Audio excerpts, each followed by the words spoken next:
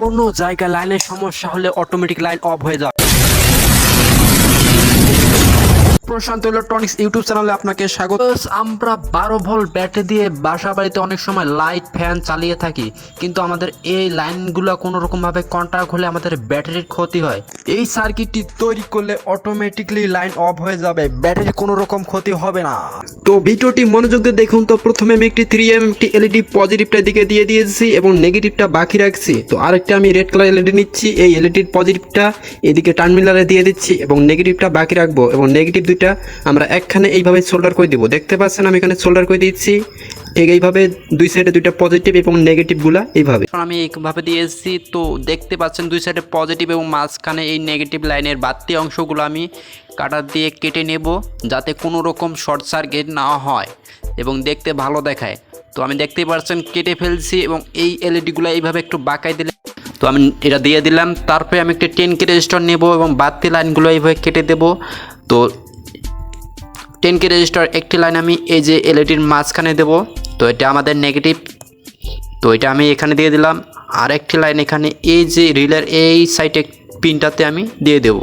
তো দেখতে পাচ্ছেন আমি এখানে দিয়ে দিয়েছি। খুব ভালোভাবে কালেকশনগুলো করবেন, ভিডিওটি মনোযোগ দিয়ে দেখবেন। তো দেখতে পাচ্ছেন আমি এখানে দিয়ে দিয়েছি। তো একটি ব্ল্যাক ওয়্যার নিলাম। তো আমাদের এই লাইনটি হবে গ্রাউন্ড কালেকশন, ইনপুট এবং আউটপুট দুটাই এখান থেকেই হবে। তো আমি এখানে গ্রাউন্ড এটা কালেকশন করে নিলাম। তো ওখানে আমি আউটপুট কালেকশন এখান থেকে নেব পজিটিভ। তো ওখানে আমি একটি পুশ বাটন অ্যাড করতে আসি।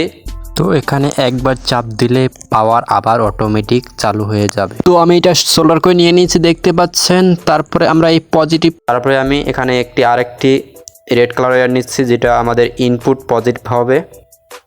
তো এই লাইনটি আমরা এই যে পুশ বাটনের এখানে দেব, অতএব রিলের মিডলের পিনে দিয়ে দেব। তো এই সার্কিটটি শুধুমাত্র 12 ভোল্টের ব্যাটারিতে কাজ করে। কালেকশন শেষ, এখন আমি পাওয়ার দিয়েছি। দেখতে পাচ্ছেন আমি এই লাইনটি এখানে শর্ট করলে দেখতে পাচ্ছেন লাল বাতি জ্বলতেছে এবং পুশ বাটনে প্রেস করলে আবার গ্রিন বাতি জ্বলে উঠতেছে।